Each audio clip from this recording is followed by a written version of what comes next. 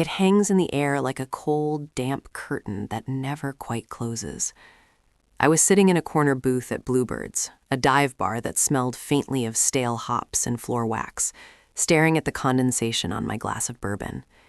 It had been 7 years since the ink dried on the papers that ended my marriage to Elena.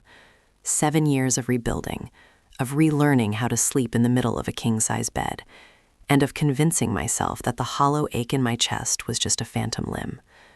I was 38 now, a little grayer at the temples, a little more cynical about the concept of forever, but I was stable. I had a decent job in architectural consulting, a quiet condo in Queen Anne, and a life that was finally, mercifully, predictable. But predictability is a fragile thing.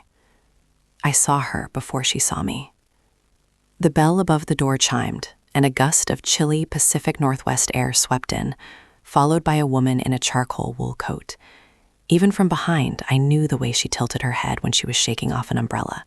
I knew the specific, effortless way her dark hair fell over her shoulders, even though it was shorter now, cut into a sleek bob that looked expensive and sharp. My heart didn't just skip a beat. It felt like it hit a brick wall at 60 miles an hour. Elena. The woman who had been my entire world, until she decided to burn it down for a thrill she couldn't even name. When we met in our 20s, we were that couple. You know the one, the high school sweethearts who actually made it, the ones everyone assumed would be together until they were old and gray on a porch swing. We bought a fixer-upper in the suburbs of Portland, spent our weekends covered in paint and sawdust, and talked about names for kids we hadn't even conceived yet. I thought I knew every inch of her soul. I thought our love was the kind of bedrock you could build a skyscraper on. Then came the late nights at her marketing firm, the new passwords on her phone, and the way she started looking at me, not with love, but with a kind of pitying irritation. The betrayal wasn't a sudden explosion. It was a slow, agonizing rot that I tried to ignore until the smell of the decay became unbearable. Finding those texts from her boss, graphic, casual, and devastating, had been the moment my life fractured into a million jagged pieces. She scanned the room, her eyes landing on the booth next to mine, before finally finding me. She froze. The color drained from her face, leaving her looking pale and fragile against the harsh neon beer signs. For a second, I thought she might turn around and bolt back out into the rain. Part of me wished she would. But then she squared her shoulders, that old familiar streak of defiance surfacing, and walked toward my table. Every step she took felt like a countdown. I gripped my glass so hard I thought the crystal might shatter. "Mark," she said. Her voice was the same, husky, melodic, and capable of making me feel like I was 21 again just by saying my name. It was a dangerous sound. "Elena," I replied, my voice steadier than I felt. I didn't stand up. I didn't offer her a seat. I just watched her, noting the fine lines around her eyes that hadn't been there before. She looked tired despite the high-end coat and the designer bag. There was a heaviness to her that I didn't recognize. "Can I sit?" she asked, gesturing to the empty bench across from me. I hesitated. Everything in me screamed to say no, to finish my drink and walk out without a word. I had spent years in therapy and late-night gyms trying to excise her from my system. Seeing her was like picking a scab off a wound I thought had finally scarred over. But curiosity is a moth to a flame, and I was always a bit of a masochist when it came to her. "It's a free country," I said, leaning back. She sat, her movement stiff. She didn't order a drink. She just folded her hands on the table, her wedding finger bare, though there was a slight indentation where a ring used to sit. We sat in silence for a long minute, the jukebox in the corner playing some melancholy folk song that felt too on the nose for the moment. The air between us was thick with 7 years of unsaid words, accusations, and the ghosts of the people we used to be. I remembered the day I moved out, the way she had sat on her half-painted stairs and watched me carry boxes of books and kitchenware to a U-Haul, her face a mask of cold indifference. She hadn't apologized then. She hadn't even tried to explain. She had just let me go like I was a piece of luggage she'd outgrown. "You look good," she said finally, her eyes searching mine. "Seattle suits you. I heard you moved up here a few years back." "News travels fast in small circles, I guess," I said. "What are you doing here, Elena? Last I heard you and what was his name, the VP?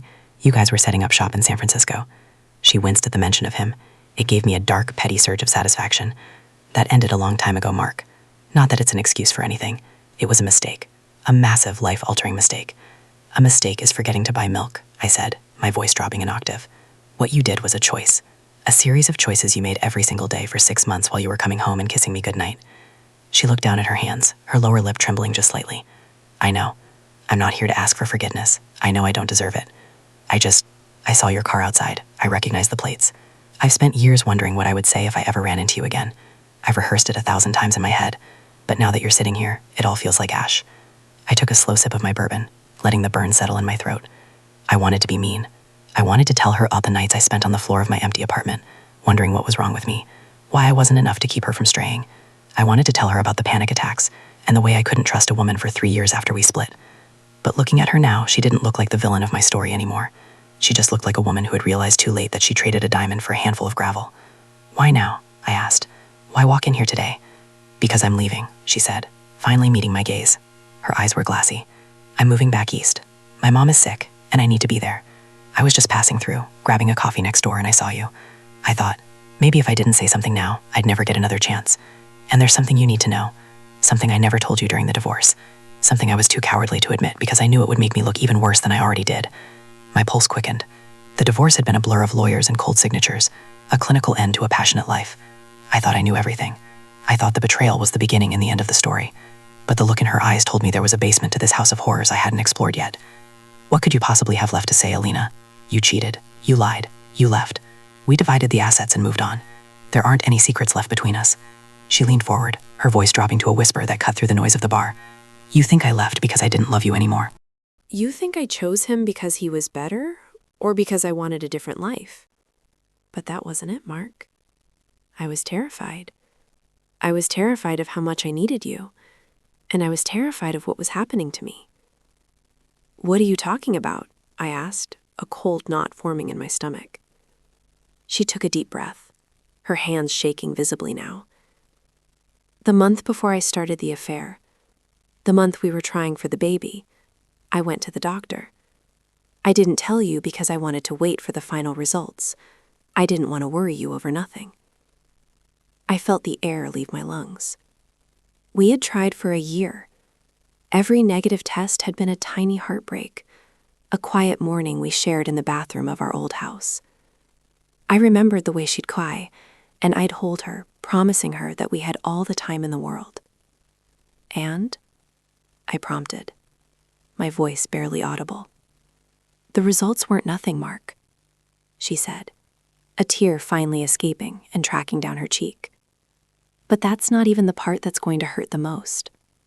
The part that's going to leave you speechless is what happened the day I actually signed those divorce papers.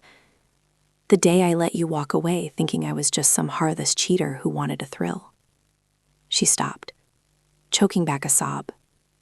And for a moment, the 7 years between us vanished. I wasn't a bitter divorcee in a Seattle bar. I was a man looking at the woman he had loved more than life itself, realizing that the story I had told myself to survive might have been a lie all along. The silence that followed her words was so heavy, it felt like it was pressing the oxygen out of the room. I looked at her, really looked at her, and for the first time in 7 years, I didn't see the villain I'd constructed in my head to make sense of my own pain. I saw a woman who looked haunted. The bar around us continued its low-level hum, the clinking of glasses, the muffled laughter of a group of tech workers a few tables over, the rain drumming a relentless rhythm against the window pane. But it all felt like it was happening in another dimension. I was trapped in the vacuum of her gaze. "What are you saying, Elena?" I asked, my voice sounding thin and metallic to my own ears. "You're telling me that while we were trying for a child, while we were building a life, you were keeping secrets about your health? And that's supposed to explain why you went out and destroyed everything we had?" She wiped the tear from her cheek with the back of her hand, a jagged, uncoordinated movement. "It doesn't explain it, Mark. It doesn't justify it. I know that. But I was 29 years old, and the doctor told me that the reason I wasn't getting pregnant was because of a cluster of tumors. They were aggressive. They told me I needed a full hysterectomy within months if I wanted to be sure they didn't spread. I was losing the one thing I thought defined our future, the family we talked about every single night. I felt broken. I felt like a defective product. I stared at her, the bourbon in my glass ignored. My mind raced back to that final year. I remembered her becoming distant. I remembered the way she'd pull away when I touched her. the way she'd stay up late staring at the ceiling. I had thought she was bored. I had thought she was falling out of love. I never once considered she was dying inside. "Why didn't you tell me?" I whispered. "I was your husband. I would have been there for every appointment. We could have adopted. We could have found a way. Did you really think so little of me that you thought I'd leave you because you couldn't have kids?" "No," she said, her voice cracking. "I didn't think you'd leave me. That was the problem. I knew you would stay.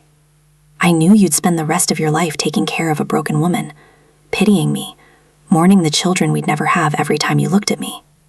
I couldn't bear the thought of being your burden. I couldn't stand the idea of seeing that spark in your eyes die out because you were tied to a ghost. So I did the only thing I knew how to do to make you hate me. I made myself the monster. I pushed you away so hard and so fast that you wouldn't have any reason to stay and grieve with me. The logic was warped, twisted by fear and a misplaced sense of martyrdom. But as I looked at her, I realized it was entirely Elena. She had always been fiercely independent, someone who hated being perceived as weak. But the cruelty of it, the sheer, calculated destruction of our marriage, just to save me from a future she decided I shouldn't have to endure, was a level of betrayal I hadn't even conceived of. It was a different kind of cheating. She hadn't just cheated with another man.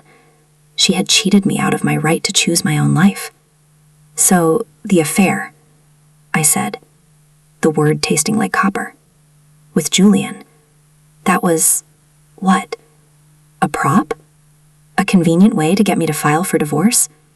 Elena closed her eyes, and a fresh wave of tears spilled over. He was a distraction. He was someone who didn't know me, someone who didn't have any expectations of a future with me. He was easy because he didn't matter. I hated every second of it, Mark. I hated myself. But every time I saw the look of disgust in your eyes when you found out, I told myself I was doing you a favor. I thought if you hated me, you'd move on faster. You'd find someone else, someone whole, and you'd have the life I couldn't give you. "You didn't give me a choice, Elena," I said, the anger finally bubbling up through the shock.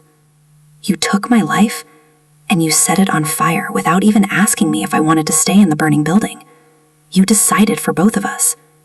You spent 7 years letting me believe I wasn't enough, that I was someone you could just toss aside for a corporate suit with a nice car. Do you have any idea what that does to a person? I didn't move on to some perfect life. I moved on to a life of looking over my shoulder, waiting for the next person I loved to rip my heart out." She reached across the table, her fingers hovering near mine before she pulled back, as if remembering she no longer had the right to touch me. "I know. I've lived with that every day. And that's not even the speechlessness I promised you.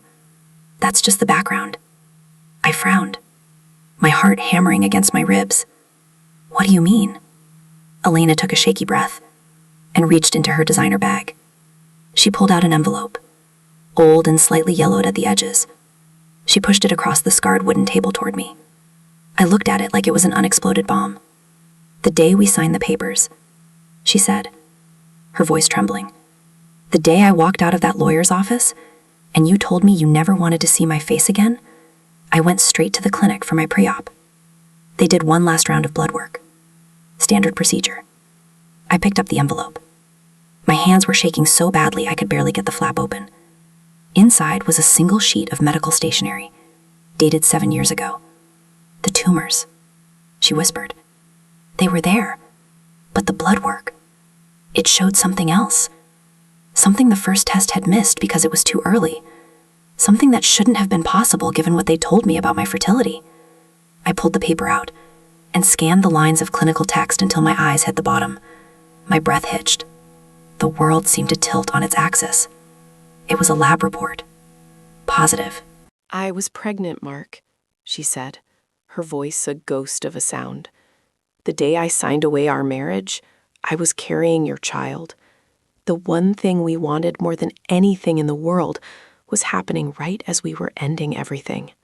I looked up at her, the words on the page blurring. "What? How?"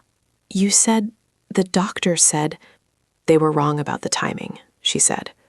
Or maybe it was a miracle. It didn't matter. I sat in that doctor's office with the divorce decree in my purse and a life growing inside me. And I had to make a decision that has haunted me every second of every hour for the last 7 years. I couldn't speak. My throat was tight, as if a physical hand were squeezing it. The betrayal I'd felt before was a pinprick compared to this. The child I had mourned, the fatherhood I had buried under layers of work and gym sessions and empty dates, it had been real. It had been right there, within reach, and she had kept it from me. "Where is he, Elena?" I asked, my voice a low growl. "Where is my child?" She didn't answer immediately.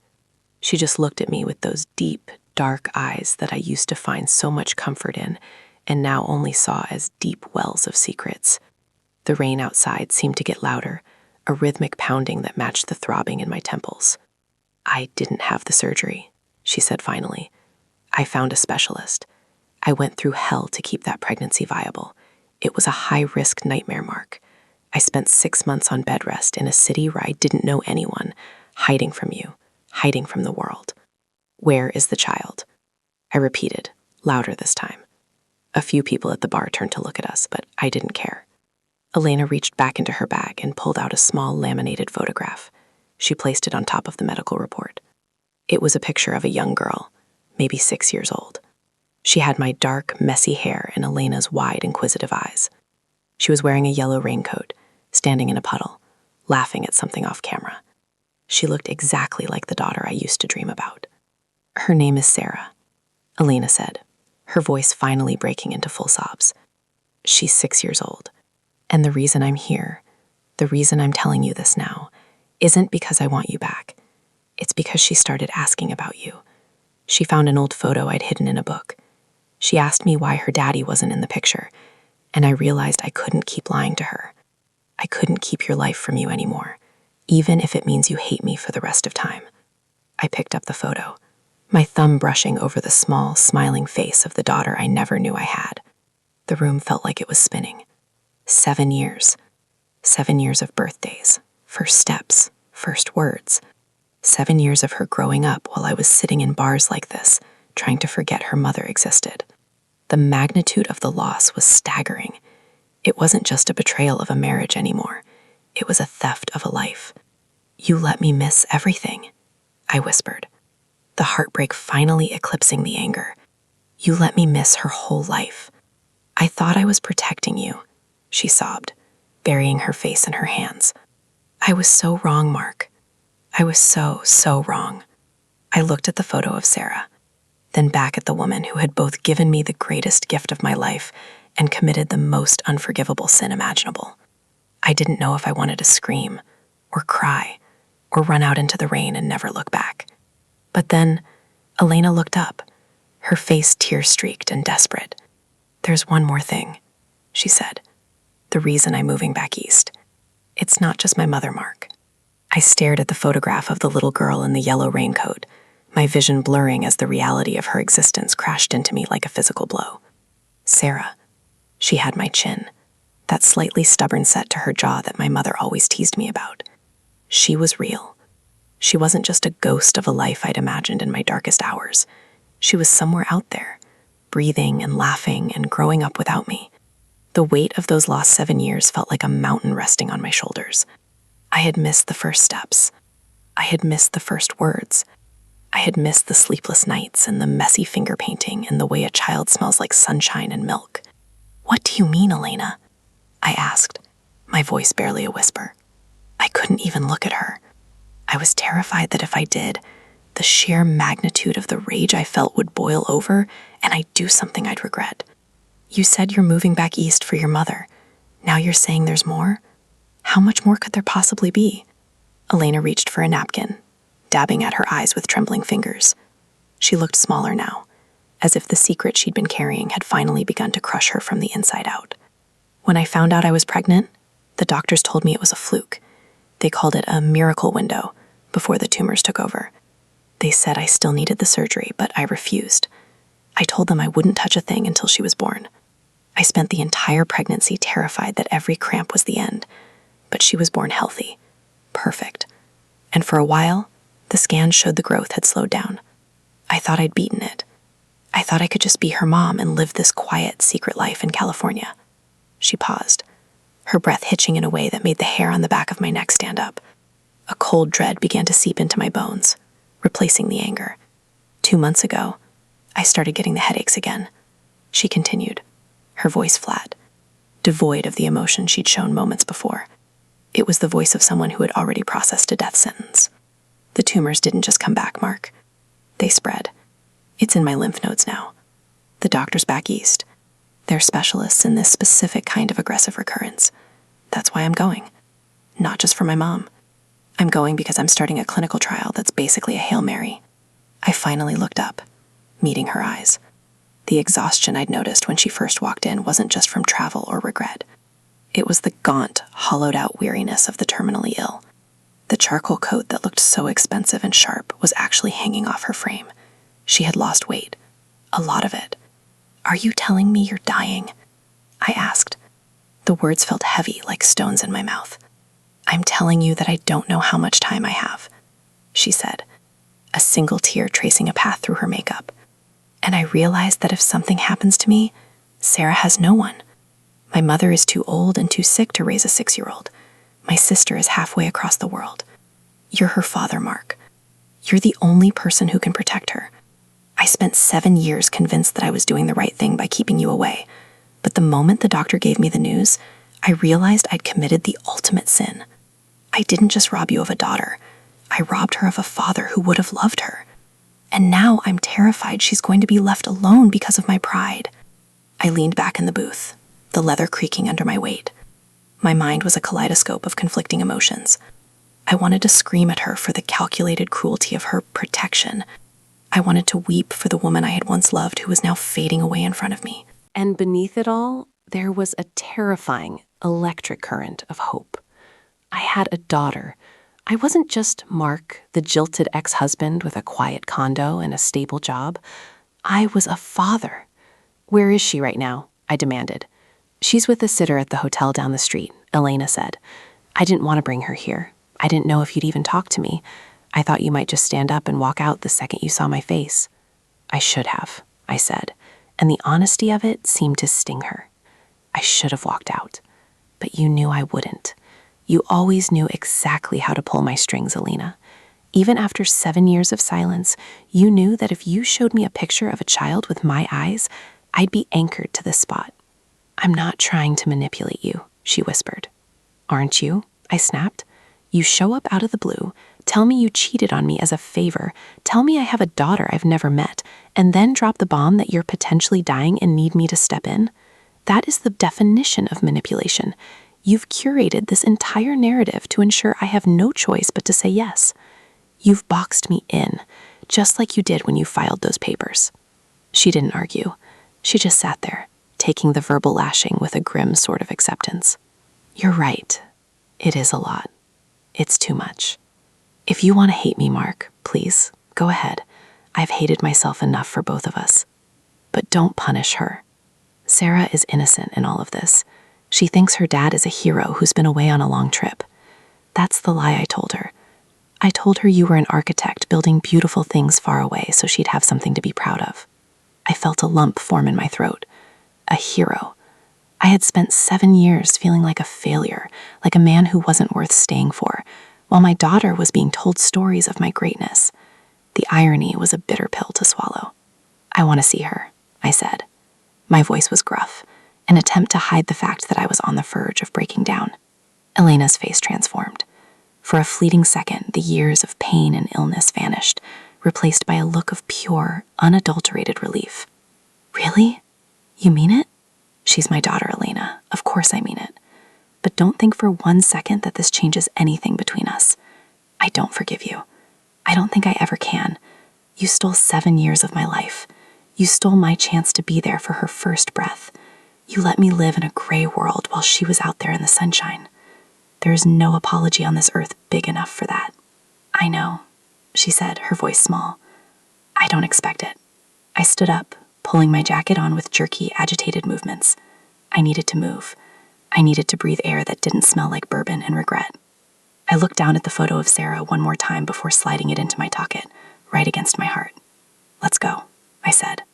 We walked out of the bar and into the rain. The streetlights reflected off the wet pavement in shimmering ribbons of amber and red.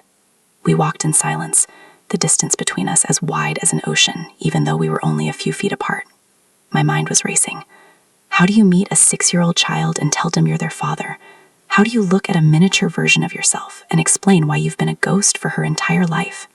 As we approached the hotel, a mid-range place with a generic lobby and a sleepy-looking valet, my nerves began to fray. I felt like I was vibrating. This was the moment my life would change forever. There was the life I had before today and the life I would have after. There was no going back. We took the elevator up to the 4th floor. The carpet was a dull burgundy, the hallway quiet and smelling of industrial lavender. Elena stopped in front of room 412. She took a deep breath, her hand resting on the door handle. She looked back at me, her expression a mix of apology and hope. "She's probably watching cartoons," Elena whispered. "She's a little shy at first, but she loves stories. Just be patient with her." "I've been patient for 7 years," I said. "I think I can handle a few minutes." Helena turned the keycard and the door clicked open. The room was dimly lit, the only major light source coming from the television where a colorful animated movie was playing on mute. A young woman, the sitter, was sitting in a chair by the window, scrolling on her phone. She looked up and smiled, then stood to leave as Elena gestured toward the door. But I didn't see the sitter. My eyes were locked on the small figure sitting cross-legged in the middle of the queen-sized bed. She was wearing blue pajamas with white stars on them. She was holding a sketchbook, a box of crayons scattered around her. When the door opened, she looked up, her dark hair falling over one eye. She looked at Elena, then her gaze shifted to me. She didn't look scared. She looked curious. She put her crayon down and tilted her head, exactly the way Elena used to do when she was trying to solve a puzzle. "Mommy?" she asked, her voice high and sweet. "Is he the one from the picture?" Elena walked over to the bed and sat on the edge, smoothing Sarah's hair. "Yes, honey, this is Mark. This is your daddy." Sarah scrambled to the edge of the bed, her eyes wide. She looked at me with a level of intensity that made my knees weak. I stayed by the door, afraid that if I moved too fast, the vision would shatter. "You're taller than the picture," Sarah said, a small, shy smile tugging at the corners of her mouth. I swallowed hard, the tears finally winning the battle. I took a step forward, then another, until I was standing right in front of her. I dropped to my knees so I was eye level with her. "Hey there, Sarah," I said, my voice thick with emotion. "I'm sorry I'm late. I've been looking for you for a long time." She reached out a small, warm hand and touched my cheek, her fingers light as a feather. "Mommy said you were building a castle for us. Is it finished yet?" I looked over at Elena, who was watching us with an expression of such profound sorrow and love that it nearly broke me. I looked back at my daughter, and made a silent vow. "It's almost finished," I told her, "and from now on, I'm never going away again." We stayed there for hours. I sat on the bed and she showed me every single drawing in our sketchbook. She told me about her favorite teacher and the cat she wanted to get, and how she didn't like broccoli but loved spinach because it made her strong like a superhero. It was the most beautiful, agonizing night of my life. But as the night wore on and Sarah eventually fell asleep with her head in my lap, the reality of the situation began to settle back in. Elena was sitting in the chair by the window, watching the rain. She looked like a shadow of a person. "We need to talk about the plan," I said softly, careful not to wake the sleeping child. "About the trial. About what happens next." Elena turned to me, and for the first time, I saw the true extent of the fear she'd been hiding. "There's one more thing, Mark. Something about the man I was with, Julian. He didn't just go away when I left him, and he's the reason I'm really afraid to leave her alone."